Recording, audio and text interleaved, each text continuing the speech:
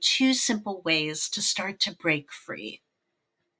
Okay, so our first technique for how to stop worrying is called thought diffusion. And it's a way of learning not to believe everything you think. So let's try this together. I want you to think of a thought that made you worry today. Something like, I'm going to mess up that phone call that I need to make later. Now, say out loud, I'm having the thought that I'm going to mess up. Did you kind of feel that shift? You're no longer right in the thought, you're observing it. That's called diffusion. And think about it as kind of like defusing or getting unstuck from a thought. Now, the next step is I want you to take that thought and I want you to put it on a leaf and imagine that leaf floating down a stream. You're going to watch it float by.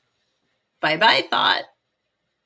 So, our next technique is having a scheduled time for worry. The idea here is that you're going to teach your brain when it can worry and when it's not useful to. So, what I'm going to ask you to do is start to schedule that stress.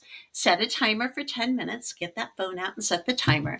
And during that time, I want you to write down every single thought that pops into your head, no matter how big, no matter how small, no matter how bizarre. And when the timer's up, you're done.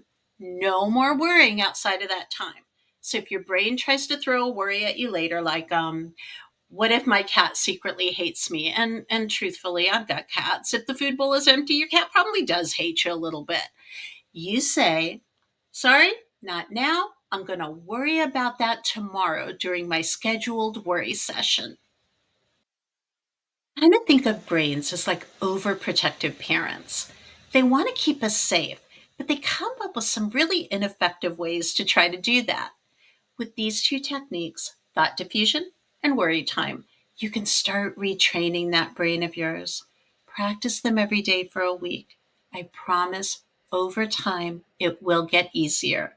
And I want to let you know that one of the reasons I became a therapist was that I found therapy and these sorts of techniques really, really helpful in helping me manage my sometimes way over the top anxiety. My worries used to take over everything. My work, my relationships, my sleep kept me from doing things I really wanted to do. But once I started using these tools, I realized something really, really powerful. I don't have to believe everything my brain throws at me, and neither do you.